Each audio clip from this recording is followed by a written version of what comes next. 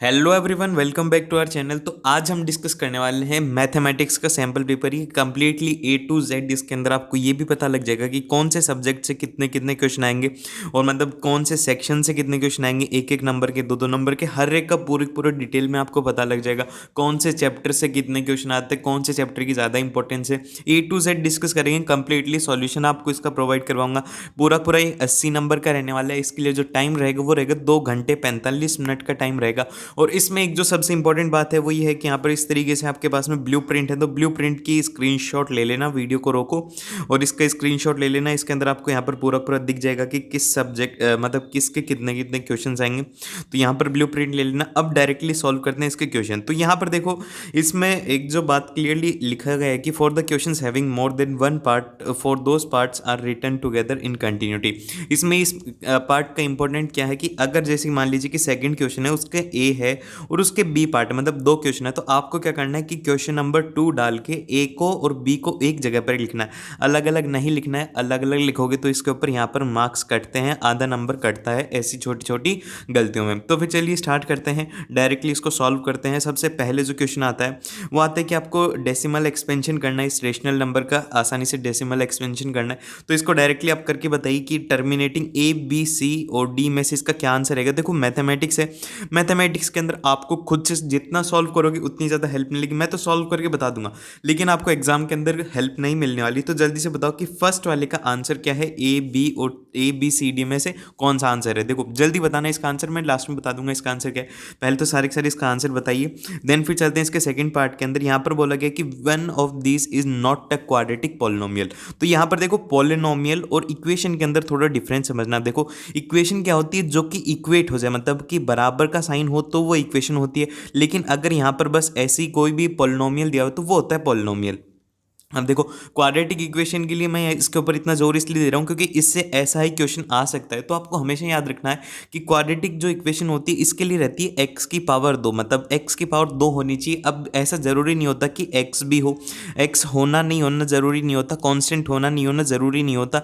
बस जरूरी ये होता है कि बस एक्स की पावर 2 होनी चाहिए, मतलब एक्स स्क्वायर होना चाहिए। क्वाड्रेटिक होने के लिए बस एक्स स्क्वायर होना चाहिए। तो अगर एक्स स्क्वायर है तो वो यहाँ पर क्वाड्रेटिक है। तो देखो यहाँ पर इसके अंदर भी एक्स स्क्वायर है, इसके अंदर भी एक्स स्क्वायर है, इसके अंदर भी एक्स स्क्वायर, लेकिन इसके अंदर एक्स क्यूब है। तो इसका जो करेक्ट आंसर है वो है यहाँ पर डी। और यहाँ पर अब देखो, अब आप बोलेंगे कि यहाँ पर ये तीनों के तीनों क्वाड्रेटिक है, लेकिन देखो इसके अंदर कांस्टेंट मतलब अकेला एक्स स्क्वायर है, तो ये भी क्वाड्रेटिक होगा। बस सिंपल से इसमें ये देखना होता है कि एक्स स्क्वायर हो, एक्स स्क्वायर से कम ज़्यादा कुछ भी नहीं देखना होता। फिर चलते हैं यहाँ पर थर्ड वाले के अंदर। थर्ड वाले से पहले एक बार क्वाड्रेटिक की बात बता देता हूँ कि इसके कितने रूट होते हैं। देखो क्वाड्रेटिक इक्वेशन के रूट कितने होते हैं, क्वाड्रेटिक इक्वेशन के होते हैं 2 रूट होते हैं। ज़्यादा से ज़्यादा 2 हो सकते हैं, 2 से कम नहीं हो सकते। हो सकता है कि उसका एक हो सकता है कि उसका कोई भी ना हो। तो 2 1 0 हो सकते हैं, लेकिन 2 रूट मैक्सिमम होते हैं, इससे ज़्यादा रूट नहीं होते। अब चलते हैं यहाँ पर थर्ड वाले के अंदर। थर्ड वाले के अंदर है कि which of the solution of a linear pair equation. तो आपको इस इक्वेशन को सॉल्व करना है, इसका सॉल्यूशन बताना है। तो जल्दी से कमेंट में बताओ कि ए बी सी डी में से कौन से वाला इसका आंसर है। जल्दी कमेंट बॉक्स के अंदर मुझे हर किसी से आंसर चाहिए, फास्टली कमेंट करो कि इसका आंसर क्या है। तो देखो इसको सॉल्व करने का तरीका काफ़ी ज़्यादा आसान है। आपको क्या दिया हुआ है, यहाँ पर दिया हुआ है कि x प्लस वाई की जो वैल्यू है वो है यहाँ पे 4, और जो x माइनस वाई है उसकी वैल्यू यहाँ पर दी हुई है 2। तो आपको सिंपल से क्या करना है, इन दोनों को ऐड कर देना है। तो जब आप इसे ऐड करेंगे तो ये यहाँ पर क्या बन जाएगा, ये बन जाएगा 2x इज इक्वल टू, यहाँ पर ये क्या हो जाएगा 6। तो x की वैल्यू यहाँ से आगे वो आगे 3, ठीक है। अब x की वैल्यू 3 आ गई, तो आपको सिंपल सा इस इक्वेशन के अंदर पुट कर दो। तो यहाँ से y की वैल्यू कितनी आ जाएगी, वो आ जाएगी यहाँ पर y is equal to 3 minus 2, जो कि 1 आ जाएगी यहाँ पर y की वैल्यू। तो इसका जो करेक्ट आंसर रहने वाला है वो रहने वाला है x इज इक्वल टू 3। और जिसका भी आंसर a है उसका एकदम से सही है। तो थर्ड वाले का जो करेक्ट आंसर है वो है ए। देन फिर चलते हैं यहाँ पर फोर्थ वाले के अंदर। फोर्थ वाले के अंदर दिया हुआ है कि which one of the method used to solve quadratic equation. तो क्वाड्रेटिक इक्वेशन को सॉल्व करने के लिए कौन से तरीके काम में लिए जाते हैं। एक तो फैक्टराइजेशन मेथड। फैक्टराइजेशन मेथड में क्या करते हैं कि अगर a x square plus of b x plus of constant अगर ये क्वाड्रेटिक रहती है तो क्या करते हैं कि फर्स्ट टर्म और लास्ट टर्म को मल्टीप्लाई करते हैं, फिर उसके बाद में इसको ऐसे स्प्लिट करते हैं या फिर ऐड या फिर सब्ट्रैक्ट करते हैं जिससे कि ये बन जाए, तो वही करते हैं। तो ये हो गया फैक्टराइजेशन। परफेक्ट स्क्वायर के अंदर आपको परफेक्ट स्क्वायर बनाना होता है, क्वाड्रेटिक फॉर्मूला। अब क्वाड्रेटिक फॉर्मूला आपको बता देता हूँ कि क्वाड्रेटिक फॉर्मूला क्या होता है। तो क्वाड्रेटिक फॉर्मूला के अंदर एक्स जो होता है वो होता है यहाँ पर रूट निकालना होता है। देखो रूट निकालने के लिए काम में लिया जाएगा। तो ये फॉर्मूला क्या होता है, वो होता है यहाँ पर minus of b plus minus under root of D divided by यहाँ पर ये रहता है 2a, और यहाँ पर d क्या होता है, d इज इक्वल टू रहता है b square minus of 4ac, और यहाँ पर d को कहते हैं डिस्क्रिमिनेंट। तो ये बात आपको याद रखनी है, क्वाड्रेटिक फॉर्मूला इंपॉर्टेंट है, इससे क्वेश्चन आएगा ही आएगा। तो क्वाड्रेटिक फॉर्मूला हो गया, तो इसके जो करेक्ट आंसर वो यहाँ पर डी ऑप्शन इसका एकदम से सही है। और फिर उसके बाद में बोला गया है कि फिफ्थ वाला क्वेश्चन, अब फिफ्थ वाले क्वेश्चन के अंदर बताना है कि which is the first term common difference for, ये आपको एपी गिवन है तो इसका बताओ, जल्दी से कमेंट करके बताओ कि ए बी सी डी में से कौन सा आंसर है। जो भी आंसर सही देता है मैं उसको हर बार मतलब एक तरीके से पता लग जाता है कि मेरे को कि आपसे कहाँ पर गलती, अगर गलती होती तो मैं आपको कमेंट में बता दूंगा। तो पहले तो कमेंट के अंदर आप जल्दी से इसका आंसर दीजिए। तो आपको एपी के अंदर एक जो ध्यान रखने वाली बात है वो ये है कि जहाँ से भी सीरीज स्टार्ट हो वो रहती है उसकी फर्स्ट टर्म, और ए से डिनोट किया जाता है इसकी फर्स्ट टर्म को, तो यहाँ पर ए से डिनोट होगी इसकी फर्स्ट टर्म, और जो डी रहता है वो रहता है यहाँ पर कॉमन डिफरेंस। अब कॉमन डिफरेंस क्या होता है, सिंपल सा रहता है कि जो सेकंड टर्म है उसमें से फर्स्ट टर्म को माइनस करना होता है, मतलब a2 माइनस a1 करना होता है, और बराबर रहता है a3 माइनस a2 के, मतलब दो का डिफरेंस हमेशा सेम रहेगा। तो इसके अंदर क्या रहेगा, सबसे फर्स्ट जो है वो है यहाँ पर 4 रहने वाली है, मतलब 4 है इसकी फर्स्ट टर्म, तो a की वैल्यू आ गई 4। अब निकालनी है d की वैल्यू, तो d की वैल्यू के लिए क्या करना होगा आपको, 10 माइनस 4 करना है, तो यहाँ से जो वैल्यू आई वो आ गई यहाँ पर 6। और देख लो नेक्स्ट वाले के अंदर चेक करके भी देख लो कि 16 माइनस 10 करोगे जब भी यहाँ पर 6 आएगा, तो इसका जो कॉमन डिफरेंस है वो है यहाँ पर 4, और यहाँ पर जो इसका मतलब नहीं, कॉमन डिफरेंस तो 6 है और फर्स्ट टर्म है 4, तो इसका जो आंसर रहेगा वो रहेगा 4,6, इसका एकदम से सही आंसर है। देन फिर चलते हैं यहाँ पर क्वेश्चन नंबर 6 के अंदर। क्वेश्चन नंबर 6 के अंदर आपको दिया हुआ है कि रेडियस ऑफ सर्कल है जो कि है 3.5 मीटर, तो आपको डायमीटर निकालना है। तो डायमीटर ऑफ सर्कल तो काफ़ी ज़्यादा आसान रहते हैं, जो रहते हैं D is equal to 2r रहता है। अब मैंने फॉर्मूला भी बता दिया, अब मेरे को कमेंट करके बताओ कि इसका आंसर क्या है ए बी सी डी में से, ठीक है। अब उसके बाद में यहाँ पर दिया गया है कि जो बिंदु ये पॉइंट दिया हुआ है आपको कि -3,5 है, ये कौन से क्वाड्रेंट में होगा। तो देखो आपको एक सॉल्व करने का सबसे आसान तरीका बताता हूँ कि इसको किस तरीके से सॉल्व करा जाता है। ये हो गया वाई एक्सेस और ये हो गया एक्स एक्सेस, ठीक है। अगर दोनों की दोनों पॉजिटिव हैं, अगर दोनों की दोनों पॉइंट्स पॉजिटिव हैं तो वो कौन से क्वाड्रेंट में होता है, वो होता है फर्स्ट में। लेकिन अगर यहाँ पर x नेगेटिव होता है और y पॉजिटिव रहता है तो ये होता है सेकंड क्वाड्रेंट के अंदर। और फिर उसके बाद में थर्ड क्वाड्रेंट के अंदर कौन सा होता है, थर्ड क्वाड्रेंट के अंदर वो होता है जिसके अंदर कि x भी नेगेटिव हो और y भी नेगेटिव हो, तो ये होता है आपका थर्ड क्वाड्रेंट में। और फोर्थ क्वाड्रेंट में कौन सा होता है, फोर्थ क्वाड्रेंट में होता है x पॉजिटिव होता है, y नेगेटिव होता है। बस इतनी सी बात है, इसमें ऐसे क्वेश्चंस के ऊपर आपको आने चाहिए, ऐसे क्वेश्चंस आराम से हो जाएंगे। देन फिर उसके बाद में चलते हैं यहाँ पर tan ऑफ 45 डिग्री और cot ऑफ 45 डिग्री की वैल्यू निकालनी है। तो इस तरीके के जो क्वेश्चन होते हैं इसके अंदर आपको एक बात याद रखनी है, वो याद रखनी है कि पंडित बद्री प्रसाद हर हर बोले। देखो पंडित बद्री प्रसाद हर हर बोले क्यों बता रहा हूँ, इससे आपको सबसे पहले p/h होगा, ये होगा किसका, ये होगा साइन का, ठीक है। अभी उसी तरीके से अगर b/h की बात करें तो b/h कितना होगा, ये होगा कॉस का, फिर p/b किसका होगा, ये होगा tan का, ठीक है। अब उसके बाद में साइन कॉस tan का निकालिए। अब कॉट का क्या होता है, कॉट इज इक्वल टू रहता है, वो रहता है 1/10। तो यहाँ पर सिंपल सी बात है कि कॉट इज इक्वल टू रहेगा 1/10, तो cot of tan of 45 degree की वैल्यू क्या रहती है, वो रहती है 1, तो कॉट ऑफ 45 डिग्री की भी वैल्यू क्या हो जाएगी, वो हो जाएगी 1। तो फिर यहाँ से जो इसका आंसर आएगा वो आएगा 2, इसका ऑप्शन एकदम से सही है। जल्दी से बताओ कि किस किस का यहाँ पर सही हुआ, किस किस को वैल्यू नहीं पता है, आपको वैल्यू जरूर से याद रखनी है। अब जल्दी से बता दो कमेंट करके कि tan ऑफ 30 डिग्री की वैल्यू कितनी होगी, बताओ जल्दी से कमेंट करके बताओ किस किस को आती, किस किस को नहीं आती। अगर नहीं आती तो याद कर लेना, काफ़ी ज़्यादा काम आएगी। और फिर उसके बाद में है कि आपको वैल्यू निकालनी है कॉस ऑफ 90 माइनस 45 डिग्री की। तो इसके अंदर एक फॉर्मूला लगेगा, वो रहता है कि कॉस ऑफ 90 माइनस ए, तो कॉस ऑफ 90 माइनस ए क्या रहता है, वो यहाँ पर हो जाएगा साइन। अब साइन का यहाँ पर क्या रहेगा, वो रहेगा पॉजिटिव, क्योंकि ये आ जाता है फर्स्ट क्वाड्रेंट में। अब इसको याद करने का तरीका ये रहता है कि देखो इस तरीके से ये है क्वाड्रेंट, और पहले क्वाड्रेंट के अंदर सभी के सभी पॉजिटिव होते हैं, साइन कोस टेन सब पॉजिटिव रहते हैं। तो 90 डिग्री मतलब 90 डिग्री, और इसमें से क्या करा जा रहा है, कुछ सब्ट्रैक्ट करा जा रहा है, तो मतलब फर्स्ट क्वाड्रेंट में ये तो साइन में रहेगा। तो जो इसका आंसर रहेगा वो रहेगा साइन ऑफ 45 डिग्री। नेगेटिव में कब होता, जब इसमें हो जाता है कि 90 प्लस ऑफ 48 डिग्री, ठीक है। इस तरीके से आपको इसे सॉल्व करना है। देन फिर इसके बाद में चलते हैं यहाँ पर 10th वाले क्वेश्चन के अंदर। इसमें बोला गया है कि मीन का फॉर्मूला नहीं है, बताओ जल्दी से। अब 10th वाले का आंसर इतनी देर से मैं आंसर बता रहा हूँ, इसका आंसर बताओ कि ABCD में से कौन सा आंसर होने वाला है। जल्दी से कमेंट करके बताइए कि ABCD में से 10th का आंसर क्या है।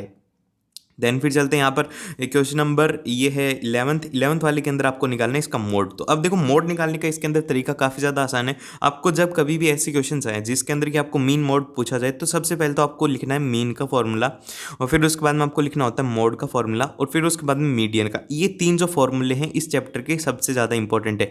मीन मोड मीडियन एकदम से अगर कंठस्थ हो गए तो आपको किसी भी चीज़ की ज़रूरत नहीं है, आराम से इसको हर एक को सॉल्व कर सकते हो।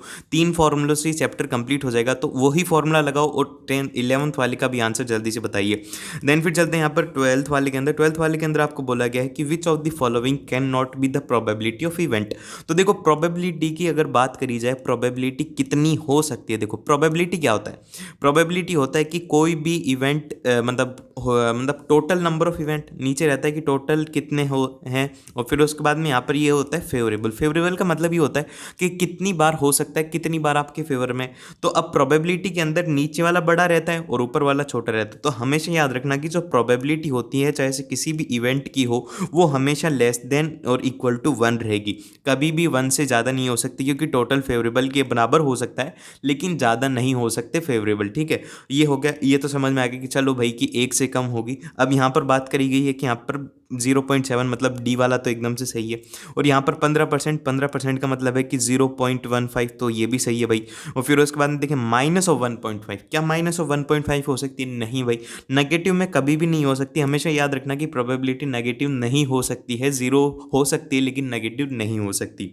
देन फिर चलते हैं यहाँ पर फिल इन द ब्लैंक्स करने आप लोगों को। अब इसमें दिया गया है कि if A1/A2 is equal to B1/B2 is equal to C1/C2, तो ये इक्वेशन कैसी रहेगी? अगर मैं इसका आंसर बोलूँ पैरेलल, पैरेलल अगर इसका आंसर बोलूँ तो क्या सही है या गलत? देखो मैंने अब यहाँ पर देखूंगा कि मैं कितने नंबर ऑफ बच्चे सही बोलते हैं गलत बोलते हैं। यहाँ पर मैं बोल रहा हूँ कि इसका आंसर मैं राइट बोल रहा हूँ या फिर रॉन्ग बोल रहा हूँ। जल्दी से कमेंट करके बताओ कि इसका आंसर मैंने सही बोला है या फिर गलत बोला है। अगर मैंने गलत बोला है तो उसको करेक्ट करो, और अगर मैंने सही बोला है तो भी बताओ। ठीक है, अब चलते हैं यहाँ पर इसके अंदर।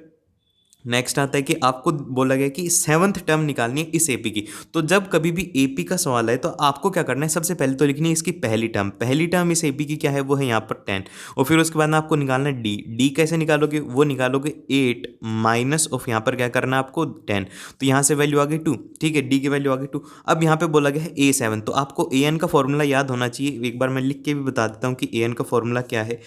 an का जो फॉर्मूला रहता है वो रहता है यहाँ पर, एक बार रुको, हाँ, ए एन का क्या फॉर्मूला है? ए एन का जो फॉर्मूला रहता है वो रहता है a plus of n minus one into d. मैं एक बार ये बार बार आ रहा है, अच्छे से लिख के बता दूँ।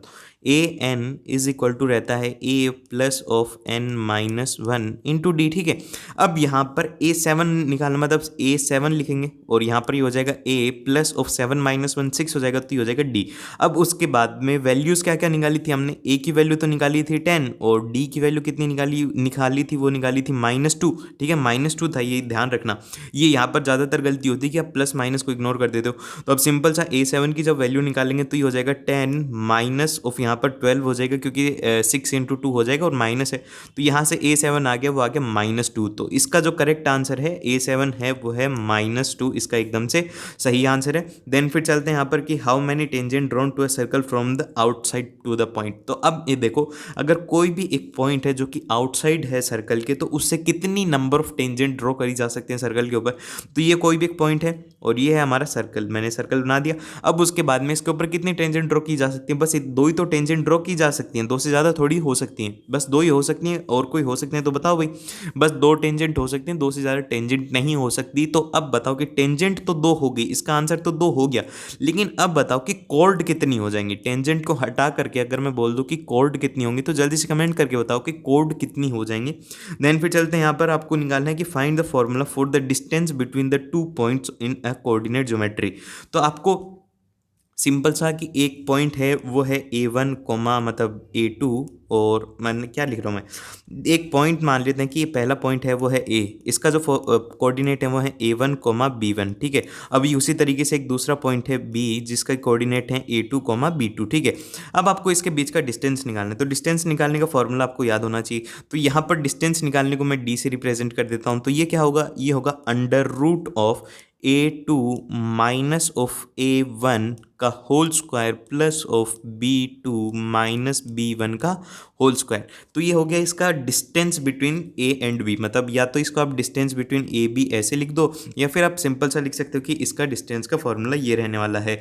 और फिर उसके बाद में बोला गया कि sine of 90 degree minus theta क्या रहेगा। हमेशा याद रखना कि cos of 90 degree minus theta जो रहता है वो रहता है यहाँ पर साइन थीटा, और sine of 90 degree minus theta रहेगा वो रहेगा कॉस थीटा। और इसी तरीके से जो रहता है ten of 90 degree minus of theta वो कितना रहता है, वो रहता है आपके पास में कॉट थीटा। क्या मैं सही बोल रहा हूँ ये बात? जल्दी से हाँ, देखो जब मैं क्वेश्चन पूछता हूँ तो मेरे क्वेश्चन पूछने का मीनिंग ये रहता है कि आप कितना ज़्यादा सुन रहे हो। मेरा आपको लोग को ये चाहता हूँ कि हर कोई ध्यान से सुने हर एक बात, और जब मैं क्वेश्चन पूछूँ वो उसका जवाब दे दे। देन फिर उसके बाद में है यहाँ पर क्वेश्चन नंबर, इसका आपको मीडियन निकालना है, तो मीडियन इसका जल्दी से निकालो। ये तो फॉर्मूला लगाने, सीधा सा फॉर्मूला जितने ज़्यादा लगाओगे उतना ज़्यादा हेल्प करेगा। तो इसका फॉर्मूला लगाओ और जल्दी से आंसर बताओ मेरे को। आंसर इसका क्या होगा? जल्दी से कमेंट कमेंट कमेंट कमेंट करो इसका क्या आंसर है, जल्दी से देखते हैं कि कितने बच्चे सही कर पाते हैं।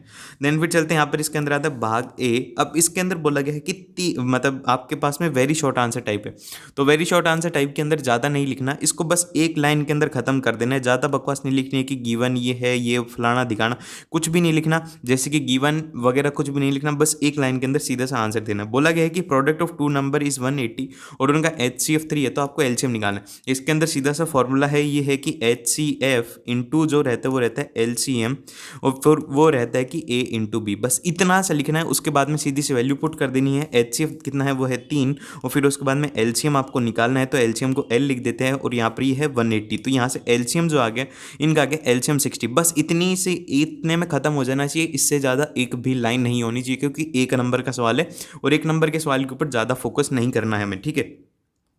अब उसके बाद में चलते हैं कि आपको रिमाइंडर निकालना है कि x square plus of 3x plus 1 divided by x minus 2। तो सिंपल सी बात है कि आपको ऐसे दिखाना होगा, और यहाँ पर x माइनस 2 और यहाँ पर लिख देना है x square plus of 3x plus of 1, ठीक है। अब उसके बाद में सिंपल सा इसे क्या कर देना है? डिवाइड कर देना है, और कुछ भी नहीं लिखना है इसके अंदर कि ये गिवन है, कुछ भी नहीं, ऐसा डिवाइड करके दिखा देना है कि ये आ गया रिमाइंडर, और बस और कुछ भी नहीं लिखना। या तो हो सके तो रफ में करके दिखा दो या फेयर में कर देना इसे, ताकि उनको पता लग जाए। देन फिर चलते हैं, यहाँ पर आपको बोला गया है कि write the sum and the product of the zeros of polynomial. तो यहाँ पर आपको जीरोज ऑफ पॉलिनोमियल निकालने हैं x square minus 6x plus 7। तो आपको क्या करना होगा, इसको जो भी मेथड ठीक लगे। अब यहाँ पर ये मत करना कि क्वाड्रेटिक फॉर्मूला लगाने लग जाओ, क्वाड्रेटिक फॉर्मूला नहीं, सीधा ये फैक्टराइजेशन से आसानी से हो जाएगा। फैक्टराइजेशन से कैसे होगा? आपको लिखना होगा एक्स स्क्वायर, यहाँ पर माइनस ऑफ 6x, तो आपको क्या करना होगा, यहाँ पर इसको करना होगा minus of 7x plus of x, और यहाँ पर ये हो जाएगा प्लस ऑफ 7, ठीक है। अब उसके बाद में यहाँ पर ये क्या कर दिया मैंने, सही किया। और फिर उसके बाद में मेरे को इसके सम और प्रोडक्ट निकाल देना है। अब ये मैंने गलती कर दी, मैंने इसके डायरेक्टली रूट्स निकाल रहा हूँ, लेकिन इसने क्या बोला गया है, ये बोला गया कि सम और प्रोडक्ट निकालने। तो अब मैंने यहाँ पर रूट निकालने लग गया, तो रूट नहीं निकालना आपको, सम और प्रोडक्ट के लिए रहता है कि इसमें जो रहता है वो रहता है एक्स स्क्वायर माइनस ऑफ, यहाँ पर रहता है वो रहता है sum of roots into x plus of यहाँ पर रहता है वो रहता है प्रोडक्ट। तो इसके अंदर ये थोड़ा ध्यान में रख लेना कि इसमें जब सम की बात करेंगे तो इसमें सम कितना हो जाएगा, वो बात कर रहे हैं अल्फा प्लस बीटा की। तो अल्फा प्लस बीटा का जो सम होगा वो होगा 6, और यहाँ पर अल्फा इंटू बीटा की अगर बात करें तो वो होगा 7, ठीक है। अभी उसी तरीके से यहाँ पर नीचे वाले के अंदर चलते हैं, जो कि है यहाँ पर question number 4, find the condition for the unique solution of an the pair in two variables. एक यूनिक सॉल्यूशन आना चाहिए, तो उसके लिए आपको जल्दी से बताओ कि इसका क्या कंडीशन रहने वाली है। देन फिर बोलेगा कि find the sum of the roots of the quadratic equation. अब इसके अंदर आपको रूट्स निकालने हैं इस क्वाड्रेटिक इक्वेशन का सम। तो सिंपल सी बात है कि आप क्या करो, इसको 2 से डिवाइड कर दो, तो ये इक्वेशन बन जाएगी एक्स स्क्वायर प्लस ऑफ 3/2 और x plus of 4 is equal to 0। अब उसके बाद में इसका सम निकालना है, तो अल्फा प्लस बीटा निकालना है। अल्फा प्लस बीटा क्या रहता है, वो रहता है यहाँ पर ये, और ये यहाँ पर माइनस भी होता है, लेकिन यहाँ पर पॉजिटिव में, तो आपको कर देना है कि माइनस ऑफ 3/2। इसका जो सम रहने वाला है वो रहने वाला है माइनस ऑफ 3/2, और जो इसके अल्फा इंटू बीटा रहेगा वो कितना हो जाएगा, वो हो जाएगा 2, क्योंकि यहाँ पर ये 4/2 है। ऐसी गलतियाँ मत करना कि पूरी के अंदर 2 से डिवाइड करना है तो 2 से ही करना है। ऐसी गलतियां काफ़ी होती हैं एग्जाम में। अभी तो आपको लग रहा है कि क्या बच्चों की तरह समझा रहे हो, लेकिन ऐसी गलतियां होंगी एग्जाम में, और आप अगर करके ही बोलोगे कि सर बहुत ज़्यादा सिली मिस्टेक्स हो गई, तो ऐसी गलतियां अवॉइड करना अपने एग्जाम के अंदर। और फिर उसके बाद बोला गया कि write the Shridharacharya formula for finding the roots of the quadratic equation. तो डायरेक्टली श्रीधराचार्य फॉर्मूला लिखना है, 1 नंबर का क्वेश्चन है तो बस फॉर्मूला लिखना है, उसके बारे में कुछ भी नहीं बताना। Find the triangle between the radius, find the triangle between the radius of a circle and the tangent. तो आपको सिंपल सा है कि टेंजेंट कोफिशिएंट निकालने रेडियस के बीच में। ये आपको क्वेश्चन है थोड़े बहुत एक दो लाइनों के अंदर लिखने होते हैं, बस एक लाइन के अंदर इसका आंसर आ जाना चाहिए। देन फिर चलता है कि find the abscissa and the ordinate of ordinate, मतलब आपको निकालना है कि 4,3 का। तो एब्सिसा और ऑर्डिनेट क्या होते हैं? देखो काफ़ी सारे बच्चे तो इसी में कंफ्यूजन है कि एब्सिसा और ऑर्डिनेट क्या होता है। तो जो ये कोऑर्डिनेट दिया रहता है इसके अंदर जो फर्स्ट वाला पार्ट रहता है, जैसे कि ये यहाँ पर a, b है, तो यहाँ पर ये जो फर्स्ट वाला होता है ये होता है एक्स एक्सिस के ऊपर, मतलब एक्स एक्सिस के ऊपर रिप्रेजेंट करता है, और जो b वाला पार्ट होता है ये होता है वाई एक्सिस के ऊपर। तो ये थोड़ा ध्यान में रखना कि एक्स एक्सिस और वाई एक्सिस का मतलब क्या होता है, और फिर इसे सॉल्व कर लेना। ज़्यादा कंफ्यूज मत होना कि ये वाई होता है ये एक्स होता है, सिंपल सी बात है एक्स वाई रहता है बस। अब उसके बाद में आता है कि यहाँ पर वैल्यू पूछी गई है cos ऑफ 30 डिग्री और यहाँ पर साइन ऑफ 60 डिग्री। सीधी सी वैल्यूज पुट कर दो। cos ऑफ 30 डिग्री की वैल्यू कितनी होती है? cos ऑफ 30 डिग्री की वैल्यू रहती है, वो रहती है यहाँ पर हाफ, और यहाँ पर साइन ऑफ 60 डिग्री की वैल्यू कितनी रहती है? वो रहती है यहाँ पर हाफ। तो हाफ और हाफ माइनस कर देंगे तो यहाँ से आंसर आ गया, आगे जीरो। जीरो हो गया इसका आंसर। इस तरीके से आपको इसे सॉल्व करना है। अब उसके बाद में दिया गया कि sine of 3x is equal to 1, find the value of x। तो अब देखो यहाँ पर sine of 3x is equal to 1 है, ठीक है। अब साइन थीटा कितनी बार जीरो होगा, मतलब ये बोल देते हैं कि यहाँ पर ये साइन थीटा होगा कुछ, तो साइन थीटा कब 1 होता है? थीटा इज इक्वल टू 90 पर। तो सीधी सी बात है कि यहाँ पर ये लिख देंगे sine of 3x is equal to, लिख देते हैं यहाँ पर साइन ऑफ 90, ठीक है। अब साइन ऑफ 90 डिग्री हो गया। अब यहाँ पर लिख देते हैं कि 3x इज इक्वल टू 90, तो यहाँ से जो x की वैल्यू आई वो आई 30 डिग्री। 30 डिग्री हो गया इसका आंसर। इस तरीके से इसे सॉल्व करना है। अब इसका मीन निकालना है। मीन निकालो जल्दी से फॉर्मूला लगा के, और फिर उसके बाद में यहाँ पर 12th वाले के अंदर बोला गया कि find the probability of getting a head and tail when a coin is tossed once. तो अगर कॉइन को एक बार टॉस किया जाता है तो ये निकालना है कि प्रोबेबिलिटी ऑफ गेटिंग हेड और टेल क्या होगा। तो सिंपल सी बात है कि अगर एक बार कॉइन को उछाला जाता है तो उसके कितने होते हैं? एक तो हेड होता है और एक उसके पास में टेल होता है। तो क्या होगा यहाँ पर, एक बार हेड आ जाए और एक बार टेल आ जाए, मतलब कि मैक्सिमम उसके टोटल नंबर ऑफ आउटकम कितने हो जाएंगे। मतलब टोटल लिख दूं, टोटल कितने आ सकते हैं? 2 आ सकते हैं। लेकिन इसने बोला है कि एक हेड आने की प्रोबेबिलिटी क्या है, तो मतलब मैं PH लिख दूं। अब PH कितना होगा? वो होगा यहाँ पर 1। एक बार ही तो आ सकता है हेड, और टोटल है 2। और फिर इसी तरीके से प्रोबेबिलिटी ऑफ गेटिंग टेल वो कितनी आ जाएगी? वो आ जाएगी यहाँ पर 1/2। दोनों की 1/2 आएगी, और जो टोटल प्रोबेबिलिटी है उनका सम 1 हो जाएगा। इस तरीके से कर सकते हो। या फिर इसको करने का एक और तरीका है कि यहाँ पर इसकी प्रोबेबिलिटी में से प्रोबेबिलिटी ऑफ गेटिंग हेड और उसमें से इस 1 में से इसको सब्ट्रैक्ट कर दो तो प्रोबेबिलिटी ऑफ टेल आ जाएगी, ठीक है। इस तरीके से इसे सॉल्व करना होता है। अब आते हैं पार्ट बी के अंदर। अब उसके अंदर आपको यहाँ पर थोड़ा ध्यान दे करके, ये थोड़ा बड़ी क्वेश्चन हो सकते हैं, तो मेरी मानो तो सबसे पहले तो 5 नंबर वाले क्वेश्चन करने हैं। 5 नंबर वाले क्वेश्चन को सबसे पहले करना है, क्योंकि वो बड़े क्वेश्चन है। अगर एक क्वेश्चन भी छूटता है 5 नंबर का तो आपके 5 नंबर जाएंगे। लेकिन अगर मान लो कि लास्ट के टाइम है उसके अंदर अगर 2 क्वेश्चन भी छूट जाते हैं ना 1-1 नंबर के, तो इतना लॉस नहीं होगा। लेकिन अगर 5 नंबर के 2 क्वेश्चन छूट गए, सीधे के सीधे 10 नंबर चले जाएंगे। तो इसके ऊपर थोड़ा ध्यान देना। सबसे पहले बड़े वाले क्वेश्चंस, फिर उसके बाद में छोटे वाले, फिर और कम नंबर के। इस तरीके से इनको सॉल्व करना है। और यहाँ पर फिर उसके बाद में आपको इक्विवेलेंट डिवीजन मेथड लगाना है, जो कि अब मैं करके नहीं बताऊंगा क्योंकि ये तो आता ही है आपको। और फिर उसके बाद में जीरो ऑफ क्वाड्रेटिक इक्वेशन, इसके जीरो निकालने।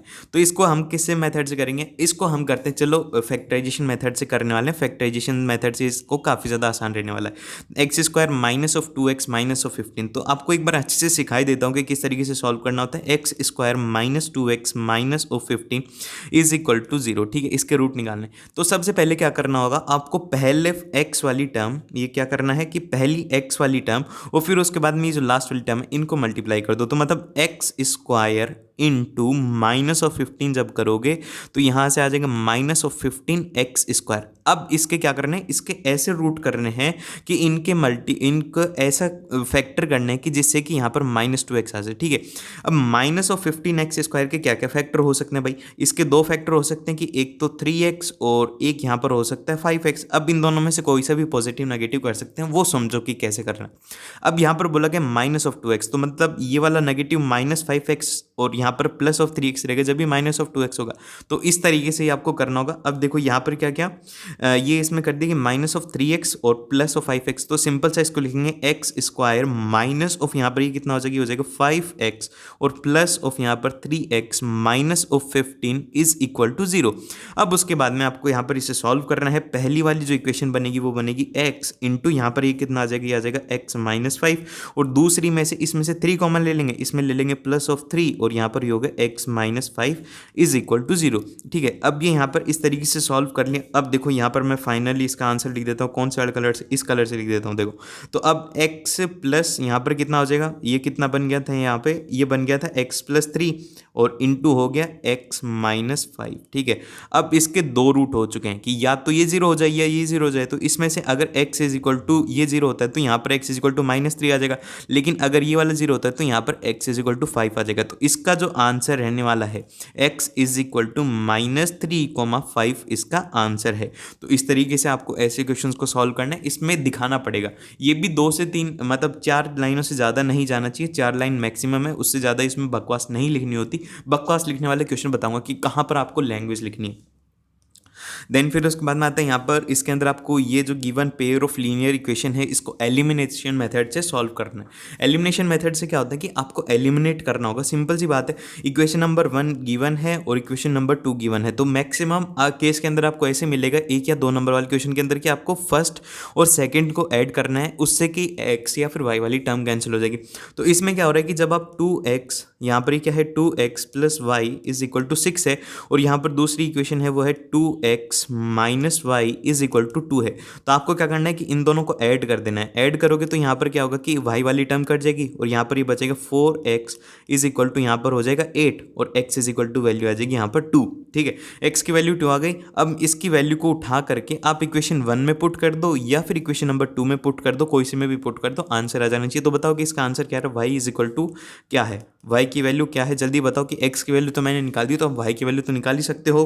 ठीक है, अब उसके बाद चलते हैं यहाँ पर आपको इसके रूट्स निकालने फैक्टराइजेशन मेथड से। अब देखना एक बात जो यहाँ पर नोटिस करने वाली है वो ये है कि अगर फैक्टराइजेशन मेथड का कह रहा है कि आपको फैक्टराइजेशन से करना है तो फैक्टराइजेशन से ही करना होगा। अगर आप इसको क्वाड्रेटिक फॉर्मूला लगाओगे तो यहाँ पर आपका नंबर कट जाएगा, एक नंबर काट लेंगे, 2 में से एक नंबर काट लेंगे, और हो सकता है कि नंबर भी ना दें, आधा नंबर देंगे बस कि आपका आंसर आ गया। ठीक है, तो इस बात का ध्यान रखना कि अगर फैक्टराइजेशन से कहा है तो फैक्टराइजेशन से ही करेंगे। ठीक है, अब फैक्टराइजेशन से करते हैं इसको डायरेक्टली, तो अभी करते हैं इसको डायरेक्टली फैक्टराइजेशन मेथड से। तो अभी मैंने जैसे बताया था उसी तरीके से अब आप करो। यहाँ पर ये क्या है, ये मैंने क्या लिख दिया, ये है 2x स्क्वायर और plus of x minus of 6 is equal to 0। तो जैसे मैंने अभी एक क्वेश्चन करके बताया था उसी तरीके से इसको करो और मेरे को आंसर बताओ कि इसका आंसर क्या है। देन फिर चलते हैं कि यहाँ पर आप लोगों को करना है इसके अंदर find the number of terms in the following EP. तो इसके अंदर कौन से वाला फॉर्मूला लगेगा, इसके अंदर एक फॉर्मूला लगेगा, वो लगेगा an इज इक्वल टू क्या रहता है, वो रहता है a plus of n minus 1 into d. ठीक है, अब यहाँ पर a की वैल्यू क्या रहेगी, a रहता है फर्स्ट टर्म। तो सबसे पहले जब कभी भी AP का क्वेश्चन कहे तो आपको सबसे पहले फर्स्ट टर्म निकालनी है। तो a की फर्स्ट टर्म क्या है, वो है यहाँ पर 7, और d कितना रहेगा, d कितना है, वो है यहाँ पर 13 माइनस ऑफ 7। तो यहाँ से d की वैल्यू कितनी आ गई, वो आ गई 6। अब इसी तरीके से आपको सॉल्व करना है, तो d की वैल्यू आ गई 6 और यहाँ पर बस इसके अंदर पुट करना है, और an की वैल्यू कितनी दी हुई है इसमें, वो दी हुई है 205, मतलब लास्ट टर्म है, तो यहाँ पर 205 है। अब सब कुछ दिया हुआ है, बस n की वैल्यू निकाल ली है। तो यहाँ पर गलती कहाँ पर करेंगे आप लोग, यहाँ पर गलती करने के जो चांसेस हैं वो ये हैं कि n माइनस 1 की वैल्यू आएगी, आप इसके अंदर +1 ऐड नहीं करोगे। तो लास्ट के अंदर ध्यान रखना कि n माइनस 1 बचेगा, तो जो भी आंसर है उसके अंदर एक ऐड करना है। ठीक है, अब उसके बाद में चलते हैं यहाँ पर नेक्स्ट वाले क्वेश्चन के अंदर, जो कि है draw a line segment of 5 centimetre and divide in the 2:3। तो सिंपल सा है कि आपको अपनी स्केल निकालनी है और उससे मेजर करके क्या बनानी है, एक लाइन बनानी है। कितने सेंटीमीटर की, 5 सेंटीमीटर की। ठीक है, अब ये लाइन होगी 5 सेंटीमीटर की। अब आपको इसको कैसे स्प्लिट करना है, वो करना है 2:3 के अंदर। तो अब इसको स्प्लिट करने का आप जितना ज़्यादा अपने तरीके से करोगे उतना सही है। मैं आपको बता देता हूँ कि 2:3 के अंदर आपको किस तरीके से करना है। सिंपल सा बात है कि 5 इज इक्वल टू क्या हो जाएगा, वो हो जाएगा 2x प्लस ऑफ यहाँ पर 3x। ठीक है, अब यहाँ पर कितना आ जाएगा, ये आ जाएगा 5 इज इक्वल टू 5x, और यहाँ से x की वैल्यू आ गई, वो आ गई 1। तो एक सेगमेंट होना चाहिए, 2x वाला सेगमेंट कितना होना चाहिए, वो होना चाहिए 2 सेंटीमीटर, और जो 3 वाला एक 3x वाला सेगमेंट कितना होना चाहिए, वो होना चाहिए 3 सेंटीमीटर। तो सिंपल सा है कि अब आपको अपना कंपास निकालना है। कंपास के अंदर आपको क्या करना है, उसमें रेडियस सेट करनी है। रेडियस सेट करनी होगी आपको, एक सेट करनी होगी 2 सेंटीमीटर की, एक सेट करनी होगी 3 सेंटीमीटर की। एक ही सेट कर लेना 2 सेंटीमीटर की, तो बची हुई 3 सेंटीमीटर की हो जाएगी, एक कट लगा देना। इस तरीके से ये इसमें स्प्लिट 8 हो गई। देन फिर उसके बाद में यहाँ पर ये 9th वाला क्वेश्चन छोड़ दिया आई थिंक कि यहाँ पर how many 3 digit numbers are divisible by 7। तो आपको ये निकालना है कि कितने नंबर ऑफ जो है वो 7 से डिविजिबल है। तो इसको करने का सबसे आसान तरीका बताता हूँ कि 3 डिजिट वाले कहाँ से स्टार्ट हो जाएंगे, 100 से स्टार्ट हो जाएंगे। 100 3 डिजिट वाले, तो सबसे पहले देखो कि यहाँ पर कितने हो सकते हैं। तो आपको सिंपल सा 100 से डिवाइड करो, 100 को 7 से डिवाइड करो। तो यहाँ पर जब इसे डिवाइड करेंगे हो जाएगा 1 टाइम, और यहाँ से बचेगा 3 0, और ये जब इसे करेंगे तो ये हो जाएगा 4, और यहाँ पर ये बचेगा 28, और यहाँ पर ये लास्ट में बचेगा 2। ठीक है, अब ये 2 बचा, तो इसका मीनिंग ये होगा कि 198 होता लास्ट वाला। तो अब नेक्स्ट वाला कितना होगा, तो इसके अंदर नेक्स्ट वाली जो टर्म होगी वो होगी 105। ठीक है, 105 को भी एक बार करके देख लेते हैं कि कहीं गलती ना हो जाए। तो यहाँ पर डायरेक्टली 1 से क्या ये आ गया 735, मतलब ये डिविजिबल है। तो यहाँ पर फर्स्ट टर्म ये AP बनेगा, क्योंकि हर एक जो 7 से डिविजिबल है मतलब वो हर एक 7 के डिफरेंस में आएगा। तो पहली जो टर्म आएगी वो आएगी 105, और सेकंड जो टर्म आएगी वो आएगी 112, क्योंकि इसके अंदर +7 का एडिशन होगा। अभी इसी तरीके से चलने वाला है। देन फिर उसके बाद में जो नेक्स्ट लास्ट वाली टर्म होगी, 3 डिजिट की लास्ट टर्म कितनी होगी, वो होगी 999। अब 999 को क्या करना है, 7 से डिवाइड कर दो। अब जब 7 से इसे डिवाइड करेंगे तो यहाँ पर फर्स्ट के अंदर करेंगे तो ये आ गया 7, और यहाँ पर कितना बचा 2, और 2 9, और फिर ये वापस से गया 4 से, ये हो गया 28, और यहाँ पर ये हो गया 19, और फिर उसके बाद में यहाँ पर ये कितना हो जाएगा 2। तो यहाँ पर 14 5 बचेगा, मतलब 994 इससे डिविजिबल होना चाहिए। क्या डिविजिबल हो पाएगा, 14 आराम से डिविजिबल हो पाएगा। तो यहाँ पर लास्ट टर्म जो होगी वो होगी 994। अब इसको किस तरीके से सॉल्व करना है, एक बार सारा सारा हटा देता हूँ कि क्या बना। फर्स्ट जो AP थी वो थी 105, फिर 112, और ऐसे करके जो लास्ट वाली जो टर्म है वो है 994।